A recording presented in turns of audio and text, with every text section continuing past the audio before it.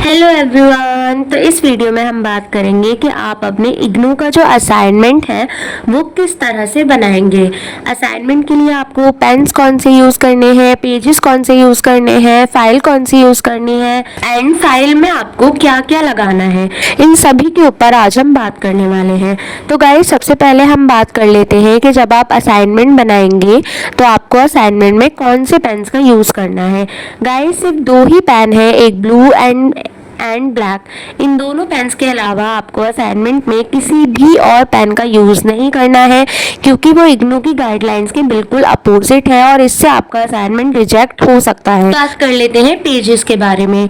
Guys ये जो मेरा असाइनमेंट है इसमें मैंने, आप देख सकते हैं, one side plain and one side lining वाले पेजेस का यूज़ करा है। आपको भी one side plain and one side lining वाले पेजेस का यूज़ करना होगा।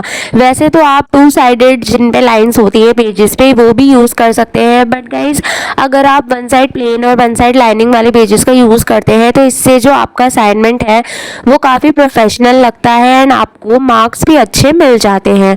तो आप अपने असाइनमेंट के पेजेस में one side plain and one side lining वाले पेज का यूज़ कर सकते हैं अगर आपको अपने असाइनमेंट में अच्छे मार्क्स चाहिए। गाइज अब बात कर लेते हैं कि आप अपना असाइनमेंट स्टार्ट कैसे करेंगे। तो सबसे पहले आपको ऊपर लिखना होगा अपना कोर्स कोड, मतलब जिस भी कोर्स कोड का आप असाइनमेंट बना रहे हैं वो आपको ऊपर लिख देना है। एंड जैसे मैंने लिखा है BPSC 105 एंड उसके नीचे आपको उस कोर्स कोड का नाम लिखना है। जैसे BPSC जो 105 है उसके जो सब्जेक्ट है उसका नाम है तुलनात्मक सरकार और राजनीति का परिचय, तो उसी कोर्स कोड के नीचे आपको उस कोर्स कोड का नाम लिख देना है। देन गाइज आपको स्टार्ट कर देना है अपना असाइनमेंट। गाइज ये जो सत्रीय कार्य 1 लिखा है, यह जो आपका क्वेश्चन पेपर है उसके ऊपर ये लिखा हुआ होता है, क्योंकि आपका क्वेश्चन पेपर कुछ पार्ट्स में डिवाइड होता है, सत्रीय कार्य 1, सत्रीय कार्य 2 एंड सत्रीय कार्य 3।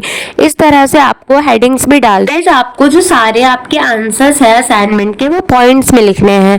जैसे आप इस असाइनमेंट में देख सकते हैं सारे आंसर्स जो है वो हेडिंग वाइज पॉइंट्स में लिखे गए हैं। अगर आप असाइनमेंट के आंसर्स अपने पॉइंट्स में लिखते हैं तो आपको असाइनमेंट में अच्छे मार्क्स मिलने के जो चांसेस होते हैं वो डबल हो जाते हैं।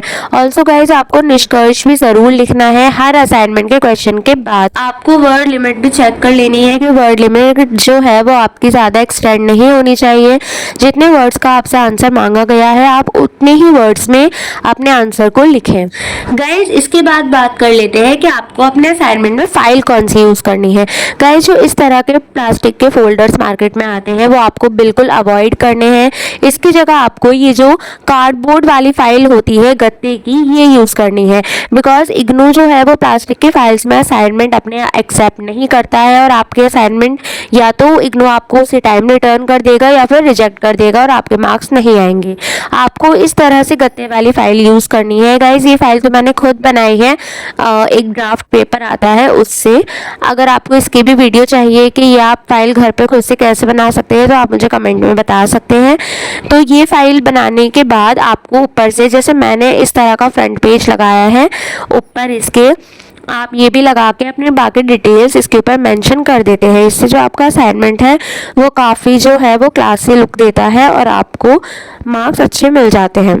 आपको प्लास्टिक के फोल्डर्स जो है यूज़ करना बिल्कुल अवॉइड करना है, बिकॉज अगर आप वो यूज़ करेंगे तो आपका असाइनमेंट रिजेक्ट हो जाएगा। गाइस अब बात कर लेते हैं कि फाइल के अंदर आप असाइनमेंट से पहले क्या क्या चीज़ें लगाएंगे। देखिए जैसे ही आप फाइल ओपन करेंगे सबसे पहले आपको अपने रीजनल सेंटर का कवर पेज लगाना होगा। गाइस ये जो कवर पेज है इग्नू का, ये आपको बहुत सारे मिल जाएंगे गूगल पे, बट अगर आप चाहते हैं कि आपका असाइनमेंट कवर पेज की वजह से रिजेक्ट ना हो तो आपको अपने रीजनल सेंटर के अकॉर्डिंग कवर पेज को डाउनलोड कर लेना है। जैसे मेरा रीजनल सेंटर दिल्ली 2 है तो मैंने दिल्ली 2 का ही कवर पेज डाउनलोड करा है और वही अपने असाइनमेंट में लगाया है। गाइस हर रीजनल सेंटर अपनी वेबसाइट पे अपने कवर पेज को अपलोड करता है, तो आप अपनी रीजनल सेंटर की वेबसाइट से अपने कवर पेज को डाउनलोड कर सकते हैं और उसका प्रिंट आउट करा के आप अपनी फाइल में लगा सकते हैं। अगर आपको अपने रीजनल सेंटर का कवर पेज डाउनलोड करना नहीं आता है तो आप मेरी ये वीडियो चेकआउट कर सकते हैं जिसमें मैंने आपको बताया है कि आप कैसे पता करेंगे कि आपका रीजनल सेंटर कौन सा है, एंड देन उसकी वेबसाइट पे जाके आप अपना कवर पेज किस तरह से डाउनलोड करेंगे।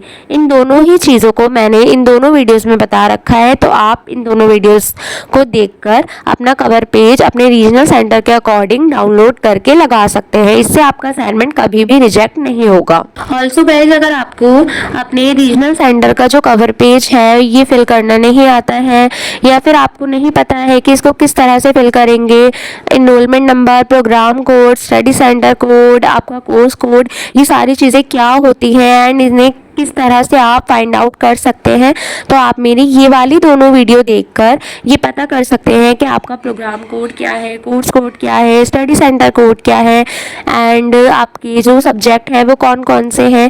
ये सारी ही आपको डिटेल्स इन दोनों वीडियो में मिल जाएंगी, एंड उसके बाद आप अपने डिटेल्स पता करके अपने रीजनल सेंटर का जो फ्रंट पेज है वो फिल कर सकते हैं।